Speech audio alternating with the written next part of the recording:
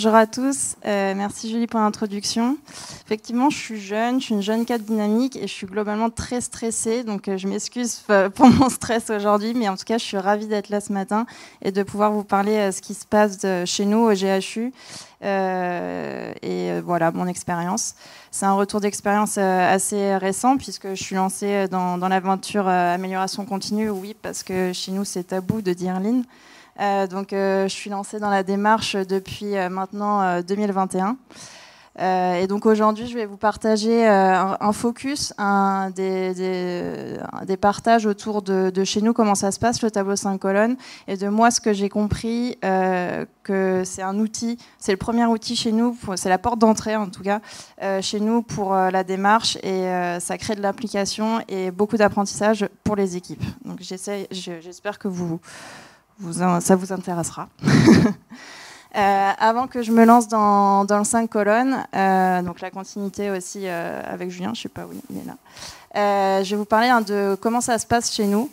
GHU Paris Psychiatrie et Neurosciences, c'est un peu un nom pompeux, ça veut dire groupe hospitalo-universitaire. Tout simplement, on a un hôpital presque comme les autres. Un hôpital, c'est quoi? C'est un truc un peu poussiéreux. On est très siloté. On adore l'administration, la hiérarchie. Bon, après, chez nous, notre cœur de métier, c'est la psychiatrie. On a une filière d'excellence en neurosciences, mais globalement, on s'occupe majoritairement de patients qui ont des troubles psychiatriques. Ça se traduit par plus de 60 000 patients qui sont pris en charge tous les ans, que ce soit en termes de consultation ou d'hospitalisation. 60 000 patients, ça peut paraître peu ou pas, je ne sais pas ce que vous en pensez, mais en tout cas, chez nous, c'est un challenge d'autant plus qu'on est très éclaté. La psychiatrie, ça fonctionne comme l'éducation nationale, c'est sectorisé. Donc en fait, vous habitez telle adresse, tel arrondissement ou tel département, vous serez pris en charge par tel praticien, et c'est comme ça partout en France. Donc ce qui fait que chez nous, on est présent sur tout Paris, un peu sur le 93 et un peu sur le 91. Donc on est très éclaté. En plus de nos silos, ça n'arrange pas la communication entre nos professionnels parce qu'on est sur plus de 170 sites et on est plus de 5600 professionnels. 5600 professionnels, c'est 600 médecins et donc du coup 5000 soignants administratifs, techniques, logistiques. On a pas mal de challenges. Un autre challenge, c'est que le GHU, en fait, c'est un nouvel hôpital. Il est né en 2019 de la fusion de 3 hôpitaux psychiatriques, donc de Perret-Vaucluse, Maison-Blanche et Sainte-Anne. Peut-être que Sainte-Anne vous parle un peu plus. Donc en fait, on a une culture institutionnelle pas tout à fait stabilisée. Et c'est vraiment un gros enjeu parce qu'on cherche à travailler les leviers de la coopération et de l'implication. Et donc, du fait de notre non-proximité et de nos histoires un peu compliquées et pas encore très unies, c'est vraiment challengeant. Mais ça, par contre, c'est pas mon job, c'est le job de Guillaume. Guillaume, c'est le directeur général du GHU Paris. Guillaume est arrivé en 2020, donc un an à peine après la création du GHU. C'est pas son premier hôpital, mais c'est son premier hôpital psychiatrique en tout cas. Il est arrivé en 2020, donc fusion pas encore digérée. Et puis bon, il y avait un peu la pandémie du Covid, donc c'était un peu compliqué. Dans ses bagages, il est arrivé avec beaucoup de dynamisme, un grand sourire, comme on le voit sur la photo. Et surtout l'ambition de porter la démarche d'amélioration continue. 2020, c'était pas top, c'était pas le bon timing, mais en tout cas, on est des bons bureaucrates, donc on l'a inscrit au projet d'établissement. Donc c'est gravé dans le marbre. C'est notre chemin, c'est notre cap, on est dedans. Et il a attendu en fait septembre 2021 pour se lancer dans la démarche. Septembre 2021, c'est bon, le petit clin d'œil pour le titre. En fait, amélioration continue, la vision de Guillaume est très claire. Qu'est-ce que c'est l'amélioration continue? C'est le moyen pour faciliter le travail des soignants pour améliorer la prise en charge des patients. Donc ça, le cap est donné en fait. Et le moyen, c'est la démarche, c'est les outils. Et chez nous, la colonne vertébrale, notre port d'entrée, comme je vous l'ai dit en introduction, c'est vraiment d'un côté, une colonne vertébrale, il y a la droite et la gauche, il y a le Gemba, être sur le terrain, aller voir les professionnels, être au contact et comprendre leur contexte et leurs problèmes. Et de l'autre côté, on s'est initié la démarche et initié une nouvelle culture de résolution de problèmes avec le tableau 5 colonnes. Donc là, je vous ai parlé du job de Guillaume. C'est pas une mince affaire. Et après mon job, c'est d'accompagner. Enfin, déjà, le premier job, c'est d'apprendre, de comprendre et d'accompagner les équipes sur le terrain. Moi aussi, je suis plutôt bonne élève bureaucrate. Donc, quand on m'explique un truc, j'essaye de m'y intéresser, de comprendre et puis d'appliquer, de mettre en application. Donc, on m'a expliqué le 5 colonnes. Je l'ai compris. Je pense. et puis après, je me suis dit, allez, il faut aller sur le terrain, il faut aller voir les équipes et déjà leur acheter un tableau et puis les accompagner dans l'outil. Donc l'autre partie de mon job, c'est le coaching et c'est d'organiser les Gemba de Guillaume. Et comme ça, Guillaume peut aller féliciter, rencontrer les équipes qui se sont lancées dans la démarche et qui utilisent le tableau 5 colonnes. En fait, j'avais pas encore compris que j'étais en train de faire une grossière erreur. Mais c'est pas grave, les Gembas sont là pour ça. Donc c'était lors d'un Gemba avec Guillaume et notre sensei. Si vous voulez plus de détails, c'était auprès de la direction des affaires médicales, donc la DRH des médecins, donc assez sérieux. D'habitude, c'est Guillaume qui fait le topo et qui explique à l'équipe c'est quoi le 5 colonnes, comment on s'en sert, à quoi ça sert. Et sauf que là, retournement de situation, mon sensei me dit Louis, c'est toi qui t'y colle. Je suis globalement toujours stressée et je suis toujours aussi intimidée par Guillaume.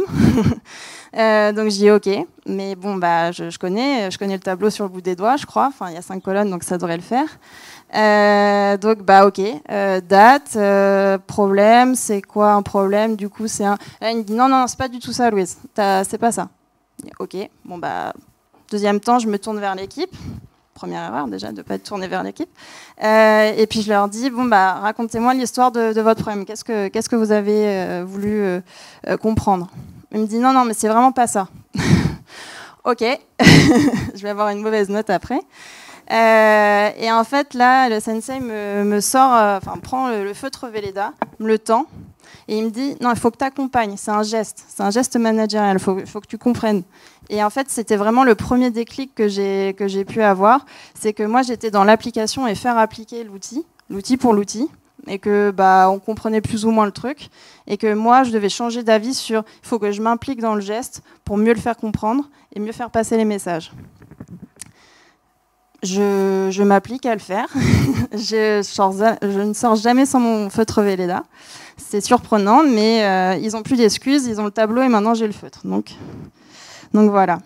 Donc là, c'était un peu, on est en psy, donc introspection, c'était moi mon propre changement. La deuxième histoire que je souhaite vous partager, c'est le déclic plutôt institutionnel. Je vous ai dit, le GHU, c'est tout nouveau. Peut-être pour vous, ça paraît anodin, mais pour nous, c'est vraiment un gros challenge. 3 hôpitaux, 3 histoires. Et quand je vais sur le terrain, on me raconte toujours, ouais, c'était mieux avant. Pourquoi on fait comme Sainte-Anne? Pourquoi ce logiciel? Je comprends pas. Avant, on n'avait pas de problème de lit. Il y avait des professionnels. Bon, ok. Chacun me raconte son histoire. Mais tout ça pour dire qu'en fait, il n'y a pas de culture. On n'est pas encore alignés. On va pas tous dans la même direction. On comprend pas trop le sens. Je vous ai dit. On est des bons bureaucrates, donc on a fait instaurer la démarche. On a écrit noir sur blanc la démarche d'amélioration continue au projet d'établissement. Pour moi, ça fait sens. Pour ceux qui sont sur le terrain, pas trop. Le projet d'établissement, c'est quoi? C'est un petit livre qu'on ne lira peut-être jamais. Ça rassure. mais en tout cas, ça ne fait pas vraiment la différence. Et ça, je ne l'avais pas encore compris. Et c'est vraiment fondamental. C'est fondamental d'autant plus que Guillaume va beaucoup sur le terrain. J'ai fait un petit calcul. On m'a posé la question de combien de Gemba Guillaume avait pu faire depuis le début. Bon, c'est assez facile, hein, il y a 170 structures, donc vous vous doutez bien qu'on dépasse les 200. Il a rencontré globalement toutes les équipes, et puis une fois par mois, on se challenge autour des 5 colonnes. Bon, tout ça pour dire qu'on est plutôt autour de 250 Gemba. Pas mal de fois où Guillaume refait le topo sur le 5 colonnes, pas mal de fois où Guillaume se présente et au contact des équipes. Mais bon, ça fait pas tout. Et j'ai eu ce déclic parce que un énième Gemba, c'était pour le coup en pédopsychiatrie. On fait le tour du service, la cadre plutôt bonne élève, hein, parce que du coup, il y a les cadres qui se disent bon, le directeur vient, je lui dresse le tapis rouge, j'achète le tableau, je fais les colonnes et puis je bidouille un truc dedans pour voir que je fais le truc, j'applique. Et puis, il y a ceux qui disent non, tout simplement, et ceux qui se disent oui, mais c'est compliqué en ce moment. Bon, là, on était dans le premier cas de figure. C'est pas mal. Donc, on fait le tour du service. Et puis, à la fin, on discute. Et la cadre se tourne vers Guillaume et lui dit « Ah, mais j'avais vraiment pas compris. Vous êtes vraiment impliqué dans la démarche, monsieur le directeur. Vous y croyez vraiment ?» Et en fait, on s'est regardé, on a souri, on a dit « Bah oui, pourquoi on est là sinon ?» Et donc, du coup, c'était vraiment un déclic. Comme quoi, l'implication du directeur, elle n'est pas aussi simple. Et le poids de la direction générale, on le mesure peut-être pas assez. Et on y travaille vraiment à travers les Gemba. Et c'est vraiment fondamental chez nous puisqu'on est dans une recherche de confiance mutuelle et de coopération et que c'est une des bases du truc. Le dernier partage que je vous propose, il est plutôt récent. C'est des vraies photos, hein, donc c'est pas forcément toujours très clair. Le troisième truc que j'ai compris, c'était l'implication aussi du côté des équipes. Depuis tout à l'heure, je vous parle du tableau 5 colonnes. Je ne vous ai même pas expliqué comment chez nous ça se passe, le tableau 5 colonnes. Depuis le début, on milite pour dire que ce n'est pas un tableau de résolution de problème. C'est un tableau de débrief pour se parler des situations passées, clôturées, qui ont trouvé sur lesquelles on a eu des contre-mesures, des leviers d'action. Et en fait, on crée un espace d'échange safe en équipe pour débriefer et se dire ah toi t'as fait comme ça, moi je savais pas qu'il y avait une procédure sur ça. Voilà, pour un peu plus se mettre d'accord, comprendre et aller dans la même direction. Ok. Pourquoi c'est la porte d'entrée aussi de la démarche? Moi je le vois le 5 colonnes comme un peu une biopsie. La biopsie, si elle est bien réalisée, en fait, elle va permettre de bien orienter l'intervention après, avoir les bonnes discussions, et c'est exactement ça. Le 5 colonnes, une fois qu'il est bien, on l'a bien pigé, on s'implique dedans, et ben après on va pouvoir se parler des vrais sujets, des vrais problèmes. Et ça m'a pris du temps à le comprendre. Je vais sur le terrain, j'accompagne les équipes, il n'y a pas toujours Guillaume avec moi, donc je fais des découvertes toute seule. Et donc là, c'était avec une équipe d'un site d'hospitalisation. Chez nous, tous les sites d'hospitalisation ont une équipe d'accueil, c'est un peu le nerf de la guerre du site. Et puis la cadre m'avait invité pour voir comment ça se passait lors de son 5 colonnes. Et puis elle avait réussi à inviter aussi l'équipe de sécurité. Donc on avait déjà brisé un silo. Première victoire. Et en fait, la discussion se passe, c'était très intéressant. Ils se sont mis d'accord sur pas mal de sujets. Ils se sont mis d'accord aussi pour se dire il faut faire un peu plus que sans parler à travers le 5 colonnes. Et j'ai trouvé ça assez génial parce que je m'y attendais pas. J'ai le stylo dans les mains et là, la cadre se retourne et me dit bon Louise, ok, c'est cool, mais quand est-ce qu'on commence la vraie résolution de problème? J'ai failli lâcher mon stylo. Non, je l'ai gardé, mais en tout cas, j'ai eu encore un déclic et je me suis dit waouh, en fait, elle a vraiment compris qu'il y avait un truc qui se passait après, qu'on n'était pas, vraiment, elle a vraiment compris le sens du tableau et elle se sent plus impliqué dans la démarche et plus sur ce qu'on veut faire par la suite, parce qu'on ne fait pas que du 5 colonnes, vous vous en doutez bien. Donc c'était vraiment, vraiment très chouette comme découverte. Et ça m'a rassurée aussi. Je maîtrise mieux mon geste. En tout cas, je pourrais parler du 5 colonnes un peu plus longtemps. Je ne sais pas si ça vous intéresserait plus, mais moi ça m'intéresse. Parce que c'est beaucoup d'apprentissage, beaucoup de pas de côté et je change d'avis tout le temps. J'ai vraiment changé d'avis sur la démarche chez nous. Mon job, c'est pas de la faire appliquer, c'est de moi m'impliquer dans la vision de Guillaume pour mieux comprendre le système de l'hôpital et que tout se mette en œuvre d'une meilleure façon. L'hôpital, c'est vraiment génial. C'est un monde passionnant. Je trouve ça trop chouette de me dire que le matin, je suis au bloc opératoire, je suis avec les crocs, la Charlotte, qu'après, je vais dans les ateliers techniques avec les gars de la maintenance qui sont un peu pénibles et qui veulent pas trop écouter, mais qui sont très bons professionnels.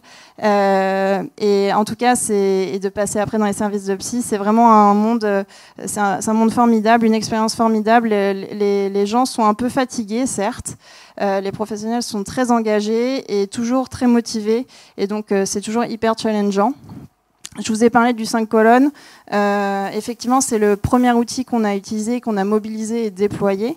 Et c'est vraiment la porte d'entrée vers une culture commune, essayer d'aligner la culture et de créer une culture de résolution de problèmes. Le dernier partage, donc du coup, vous voyez, chez nous, c'est le premier step.